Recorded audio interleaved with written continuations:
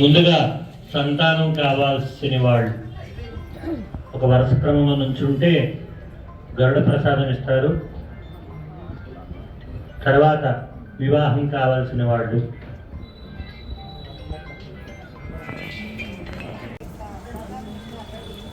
ముందు వాళ్ళు తీసుకోండి, తర్వాత వివాహం కావాల్సిన వాళ్ళు తీసుకోండి, తర్వాత మిగిలిన వాళ్ళు తీసుకుంటారు.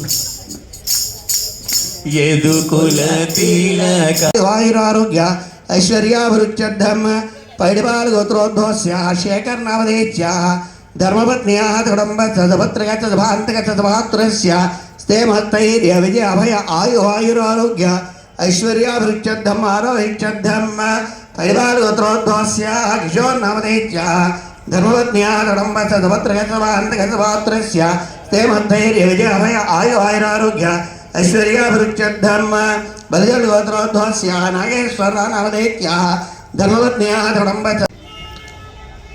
స్వామివారికి బ్రహ్మోత్సవాంతర్గత కళ్యాణం నిర్వర్తించుకున్నాం.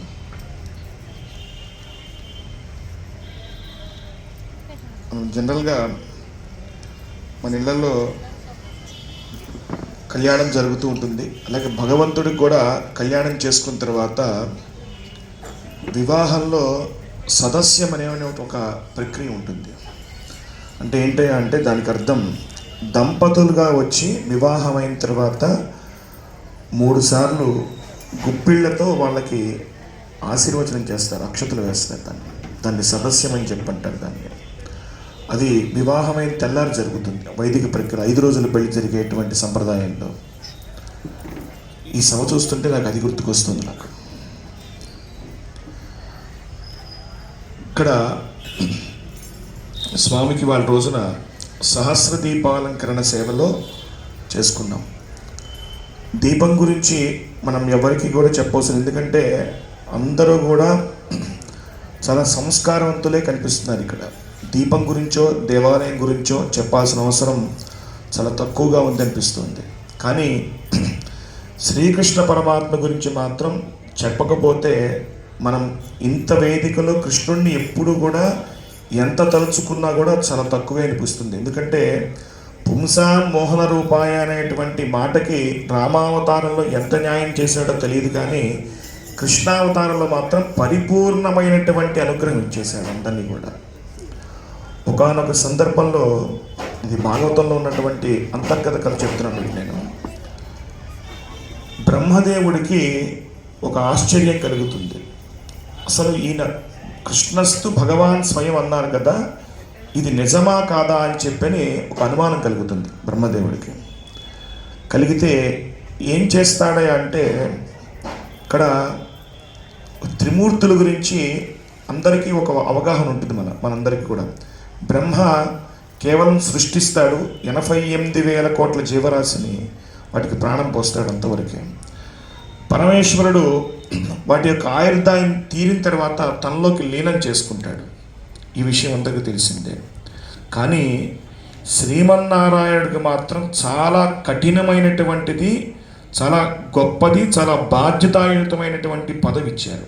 ఏంటయ్యా అంటే, అది ఒక బిడ్డ 6వ మాసం వచ్చిన తర్వాత అక్కడి నుంచి చాలా జాగ్రత్తగా ఉండమని చెప్పని తల్లిదండ్రులకు చెప్తుంటారు. పగలగొట్టే వస్తువులు కానీ, గిచ్చే వస్తువులు కానీ, కోసే వస్తువులు కానీ, వీటినన్నింటినీ కొండలెక్కడం కానీ, ప్రయాణం చేయటం కానీ వీటినన్నీ వద్దంటారు.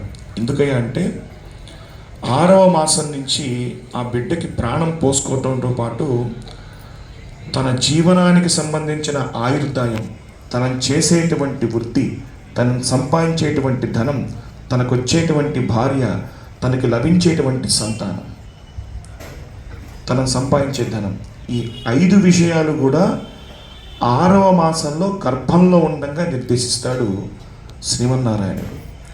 బయటికి వచ్చిన తర్వాతే ఈ 5 రకాల బాధ్యతల్ని కూడా నిర్వర్తించాల్సినటువంటి ధర్మం సృష్టి మొత్తంలోకెల్లా ఒక 33 కోట్ల దేవతల్లో శ్రీమన్నారాయణుడికే ఈ బాధ్యత ఎక్కువ ఉంది. ఇప్పుడు చెప్పండి, ఎందుకు విష్ణువుని ఇప్పుడు కూడా ఆరాధించాలి అనడానికి ఇదే డెఫినేషన్ అన్నమాట, ఇదే కారణం. మిగతా బ్రహ్మకైనా శివుడికైనా బాధ్యతలు ఉన్నాయి, కానీ ఈయనకి ఎక్కువ బాధ్యతలు ఉన్నాయి. ఇది కేవలం మనుషులకు ఒక్కరికైనా అంటే ఈ యొక్క బాధ్యత నిర్వర్తిస్తాడా అంటే, బ్రహ్మ ఎవరెవరినైతే సృష్టిస్తాడో మీకు నేను 88,000 కోట్ల జీవరాశి. ఇక్కడ మనం అనుకుంటాం మనకు తెలిసింది ఒకటే 33 కోట్ల దేవతలే అనుకుంటాం, కానీ దాంతోపాటు మనకు తెలియాల్సినటువంటి కొన్ని సంఖ్యాశాస్త్రం చాలా ఎక్కువ చెప్పింది వేదం. 88,000 కోట్ల జీవరాశితో పాటు మొత్తం 88,000 కోట్ల మహర్షులు ఉన్నారు మనకి. అలాగే వీళ్ళందరితో పాటు మనకి వేదాలు రాసి కింద ఎలా వచ్చాయి, వేదంతో పాటు మనకు ఉపనిషత్తులు ఉన్న వీటన్నిటిని చెప్పుకెళ్తుంటే మళ్ళీ వచ్చే సంవత్సరం బ్రహ్మోత్సవం కూడా మనకు వచ్చేస్తుంది. కానీ మనకి ఇప్పుడే వెళ్తూ చెప్పెళ్ళారు మన అయ్యగారు, మీకు 30 గంట 45 నిమిషాలు టైం ఇచ్చారు, మీ అందరికీ మాత్రం సాయంత్రం 5 దగ్గర నుంచి 8 వరకు ఇచ్చారు. ఎంత టైం ఇచ్చారో మీకు చూడండి. మీకు ఇచ్చిన టైంలో కనీసం నాకు 5% కూడా టైం ఇవ్వలేదు నాకు ఆయన. సరే, మేము దానికి మీరందరూ కూడా ఈ గ్రామం వారు, మేము పొరుగురు వాళ్ళం కదా, అందుకని మాకు అట్లాగే ఇస్తారేమో అని అనిపించింది నాకు అక్కడ. అయితే ఇక్కడ బ్రహ్మకి ఏమనిపించిందయ్యా అంటే, గోకులంలో ఉన్నటువంటి ప్రతిదాన్ని మాయం చేస్తే ఏం జరుగుతుంది అని ఒక ఆలోచన చేశాడు. భాగవతంలో పోతన గారు చాలా గొప్పగా రాశాడు ఆ పద్యాన్ని. అసలు బ్రహ్మకే ఇటువంటి ఆలోచన చేయకుండా ఉండేటువంటి తత్వం ఎలా పుట్టింది అని చెప్పిన పోతనామాత్యుడికి చాలా సందేహం కలిగింది. పద్యం రాశాడు ఆయన. రాసిన తర్వాత తెల్లారిన తర్వాత గోకులంలో కేవలం శ్రీకృష్ణ పరమాత్మ తప్ప వీళ్ళందరూ కూడా అడవికి వెళ్ళారు. అడవికి వెళ్ళిన తర్వాత గోపాలులు వాళ్ళ గోవులు వీటన్నిటిని కూడా మాయం చేశాడట. ఒక కృష్ణ పరమాత్మ మాత్రం ఎక్స్క్యూజ్ చేశాడు ఆయన. ఎందుకంటే ఆయన కృష్ణుడి దగ్గర ఏ మాయ పనిచేయవు అక్కడ. కృష్ణుడు కూడా మాయం చేసే ప్రయత్నం చేశాడట, కానీ చెల్లల. సరే అయిపోయింది, నవ్వుకున్నాడు. సంధ్యా సమయం అయిన తర్వాత వీటన్నిటిని కూడా వచ్చినటువంటి గోపాలులతో పాటు గోవులన్నీ కూడా ఇంటికి మళ్ళీ తిరిగి రావాలి. తిరిగి వచ్చేటప్పుడు దాన్ని కూడా చూడండి, వేదం కానీ జ్యోతిష్ శాస్త్రం ఒక మాట చెప్తుంది. పొద్దున్నే సూర్యోదయంకి వచ్చేటువంటి ముహూర్తాన్ని బ్రాహ్మీ ముహూర్తం అంటారు. ఆ బ్రాహ్మీ ముహూర్తం ఎందుకు చాలా విలువైందయ్యా అంటే, సృష్టి మొత్తంలో ఉండేటువంటి ఆధ్యాత్మిక శక్తి కానీ ఐంద్రీకరణ శక్తి అంటే సృష్టి మొత్తంలో వచ్చేటువంటి మొత్తం క్రమం మొత్తంగా కూడా ఒక చోటకి కేంద్రీకృతమయ్యి సూర్యనారాయణుడు ఉద్భవించేటప్పుడు ఈ 88,000 మహర్షులందరూ కూడా ఒకేసారి సూర్యనారాయణ స్వామి వారికి అర్ఘ్యమిస్తారు. గాయత్రి మంత్రాన్ని అభిమంత్రణ చేసి, ఆ అభిమంత్రణ చేసి ఎవరైతే ఆ సమయంలో నిద్రలేస్తారో ఆ యొక్క ఆధ్యాత్మిక తరంగాల శక్తి మన యొక్క ఉండేటువంటి, ఇక్కడ చూడండి, ఇక్కడ ఇంకో రహస్యం ఏంటయ్యా అంటే, మీరు గమనిస్తే ఉత్తర భారతదేశం మీరు మన ఆంధ్ర బోర్డర్ దాటిన తర్వాత ప్రతి చోట కూడా చూసినట్టయితే కనుక ప్రతి వాళ్ళకి కూడా బ్రాహ్మణులతో పాటు 4 వర్ణాలకు వాళ్ళందరికీ పిలక ఉంటుంది. దానికి ఏంటయ్యా అంటే అది ఒక రిసీవర్, ట్రాన్స్ఫార్మర్. ఎందుకయ్యా అంటే అది ఆధ్యాత్మిక శక్తి ఎక్కడ ఉంటుంది అంటే ఆ శక్తి మొత్తం కూడా తలలోంచి శిఖలోంచి, దాన్ని పిలక అనకూడదండి, శిఖ అన్నది. ఆ శిఖలోంచి శరీరంలోకి వెళ్తుంది, సహస్రాలంలోకి వెళ్తుంది. ఆ శక్తి అంతా కూడా వెళ్ళినప్పుడు పాజిటివ్ వేవ్ ఏదైతే ఉంటుందో అది తలలోకి మాత్రమే ప్రసరించి శరీరం మొత్తం అంతా కూడా కణం అణువణువుగా వస్తుందన్నమాట. ఆ సమయంలో నిద్ర లేచినప్పుడు ఆ ఆధ్యాత్మిక శక్తిని ఎవడైతే స్మరిస్తాడో వాడు నిత్య చైతన్యవంతుడు ఉంటాడనమాట. మనకి ఏదున్నా కూడా బాధ ఉందా, బాధే కదా, దాన్ని ఎట్లా అధిగమించాలి, మన భాషలో చెప్పాలంటే మోటివేషన్ చేయటానికి ఎలా ఉంటుందనేటువంటి ఒక మైండ్ సెట్ని ఆ సమయంలో భగవంతుడు సృష్టించాడు. అందుకనే స్నానం అనేది ఎప్పుడు కూడా బ్రాహ్మీ ముహూర్తంలో సూర్యుడు రాకముందు చేసిందే స్నానం. మన తర్వాత పసుపు రాసుకున్నా లేదంటే కనుక ఇంకేదైనా రాసుకున్నా కూడా స్నానం అవుతుంది అది, కానీ భగవంతుడు లెక్కలో రాదండి అది. ఇలా అని మీరు అడగచ్చు, చేతులు ఎత్తేస్తారు అమ్మటినే. ఏమంటే చిన్నపిల్లలకి ఆరోగ్యం బాగున్నట్టు అప్పుడు ఎవరు చేస్తున్నారు అక్కడ, ఆరోగ్యం బాగున్నటువంటి వాళ్ళందరికీ కూడా ఎలా ఎగ్జామ్షన్ ఇచ్చారండి వాళ్ళకి. శరీరమాధ్యం కలు ధర్మ సాధనం అని చెప్పింది శాస్త్రం. శరీరం ఏదైతే సహకరిస్తుందో దాన్ని మాత్రమే పట్టుకొని భగవంతుడి యొక్క ఆధ్యాత్మిక శక్తికి వెళ్ళమన్నారు. కానీ శరీరం సహకరించలేదు కదా అని భగవంతుడు కేకలేస్తాడు దాన్ని. మీరు శరీరం సహకరించినప్పుడు పొద్దున్నే తలార 108 బిందులతో స్నానం చేసి గుడికి ఎవరు రమ్మన్నాడు, భగవంతుడు మన్నే అడిగేస్తాడు అన్నమాట. శరీరం సహకరించినప్పుడే ధర్మానికి సంబంధించిన చేసే ప్రతి పని ఈ శరీరం సహకరించాలని కోరుకోవాలి. అప్పుడు ఏంటంటే భగవంతుడు మనకు సహకరిస్తాడు. దాన్ని బ్రాహ్మీ ముహూర్తం అంటారు. రెండవది మధ్యాహ్నం పూట అపరాహ్నం, దాన్ని ఏంటయ్యా అంటే ఆ ముహూర్తాన్ని కూడా చాలా లెక్కలో పెడతారు దాన్ని. మూడవది వచ్చేసి గోధూళికా ముహూర్తం. ఈ మూడిటి కూడా ఎక్కడా కూడా వారం, తిథి, నక్షత్రం వీటిని ఎక్కడ కూడా పరిగణ చూసుకోవసం లేదండి.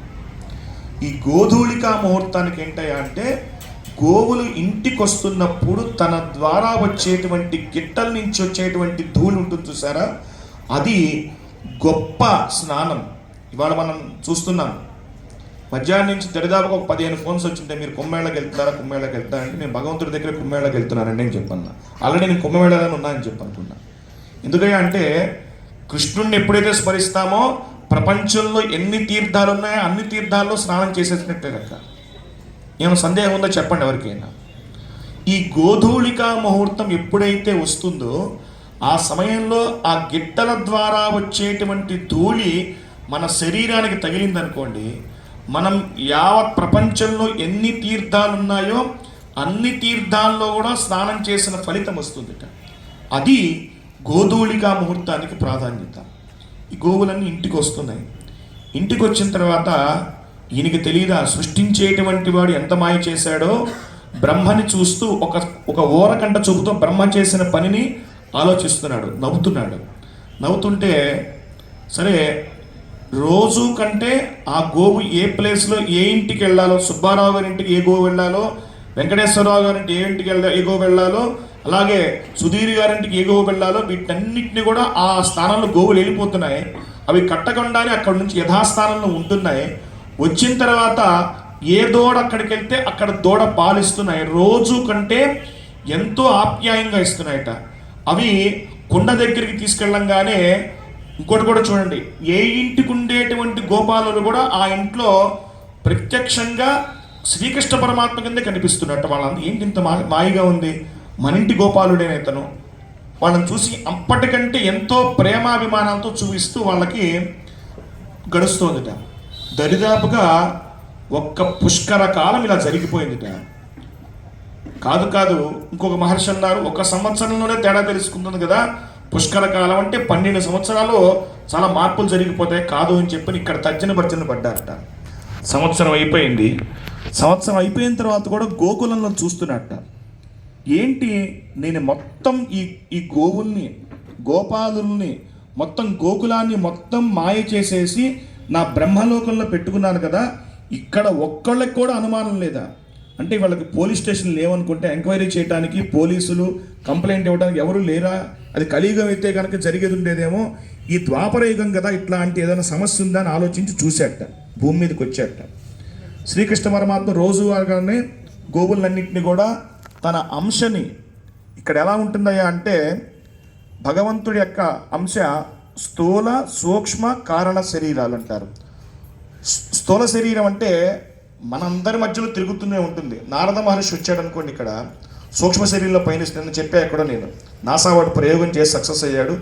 నారదుడు స్థూల శరీరంతో ప్రపంచం మొత్తం తిరుగుతున్నాడు, ఎప్పటికి కూడా చిరంజీవి కాబట్టి ఏం చెప్పని అది ప్రూవ్ చేసుకోగలిగాడు నాసా వాడు. మనకేంటంటే స్థూల శరీరం, మనం ఇక్కడే ఉంటుంది, మన ఆత్మ సంచరిస్తూ ఉంటుంది. ఎక్కడికి వెళ్తుందయ్యా అంటే బ్రహ్మదేవు కూడా సందేహం కలిగింది. ప్రపంచంలో అత్యంత వేగమైనది ఏంటయ్యా అంటే మనస్సే అని చెప్పంటాడు. కానీ అదే బ్రహ్మ అంటాడు ఆత్మ కూడా అంతే వేగంగా తిరుగుతుంది కదా అనుకుంటుంటాడు. చూసి ఒకానొక రోజున నిజంగా కిందకు వచ్చాడు. కిందకు వచ్చిన తర్వాత భూమి మీదకి వచ్చి ఒక చోట చూస్తుంటే చాలా ఆశ్చర్యంగా ఉన్నాయి. 1 సంవత్సరంలో ఆ గోవులు ఎంతైతే ఎదుగుతాయో అలాగే ఎదిగినాయి రోజువారీలాగా, ప్రతి సంవత్సరం లాగా. గోపాలులు అందరికీ కూడా చాలా ఆశ్చర్యం కలిగింది. ఆ గోపాలులు అందరికీ కూడా చూస్తుంటే చాలా ఆశ్చర్యంగా ప్రేమాభిమానాలు చూపిస్తున్నాయి. పాలు ఎక్కువ ఇస్తున్నాయి.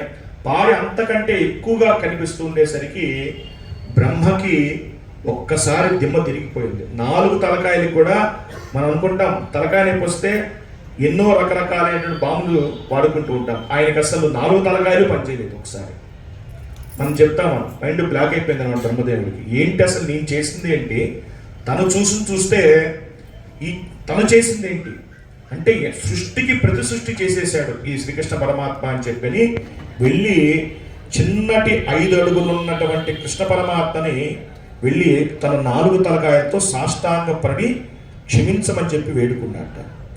వేడుకోగానే నవ్వాట. ఎందుకంటే కృష్ణుడికి ఎప్పుడు కూడా ఎంత పెద్ద పొరపాటు చేసినా కూడా అనన్య శరణాగతి, మన శిరస్సు వంచి ఆయన పాదాల మీద నువ్వు తప్పితే నాకు దిక్కు లేదు, నీవే తప్ప ఇతపరం ఎరుగననేటువంటి ఒక మాట చెప్పామనుకోండి, ఆయన లాగా వశమైనట్టు ప్రపంచంలో ఏ దేవుడు కూడా వశమవు. అంతటి భక్త సులభుడు శ్రీకృష్ణ పరమాత్మ. అది చూసి బ్రహ్మను అడిగాట, బాగుందా, నీ సృష్టి బాగుందా, నా సృష్టి బాగుందా అని అడిగాట. అనేసరికి మౌనం వహించి మోకాళ్ళ మీద కూర్చొని చేతులతో దండం పెట్టాడు. అది ఒక చోట చిత్రం చూసి ఆ చిత్రం నిజంగా అది బ్రహ్మకి ఒక ఇంకో రకమైనటువంటి గుణపాఠం. మన ఎందుకంటే గుణపాఠం అనే మాట కూడా మనం అనడానికి వీల్లేదండి. వేదం ఏం చెప్తుంది అంటే నా అనృతం భూయాత్.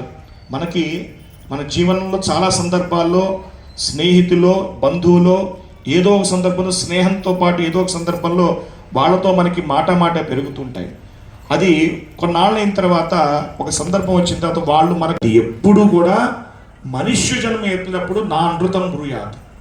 ఇంకోటి ఏంటంటే అంటే ఎందుకు చెప్తున్నానండి ఈ మాట ఈ వేదిక నుంచి, కృష్ణ పరమాత్మకి అటువంటి తత్వమే లేదండి. ఆయనకే లేనప్పుడు ఆయన భక్తులుగా మనం అలా ఆలోచించామనుకోండి, ఇంకా ఆయనకి మనం ఏం గౌరవం ఇస్తున్నట్టు. ఇది ఆలోచించండి. ఇదే మీ తర్వాత తరం వాళ్ళకి చెప్పాల్సిన మాట. నేను మరలా ఇలా చెప్తున్నాను, దయచేసి ఏమనుకోవద్దండి. మీరు ఆస్తులు ఇచ్చిన రేపన వాళ్ళు సంపాదించుకుంటారు, చదువు ఇచ్చిన రేపన సంపాదించుకుంటారు. సంస్కారవంతమైనటువంటి ప్రతి మాట, ప్రతి భాష, ప్రతి నడవడికను మీరు నేర్పించారనుకోండి, ఇంకొక 100 ఏళ్ళు భారతదేశం ప్రపంచ గురువు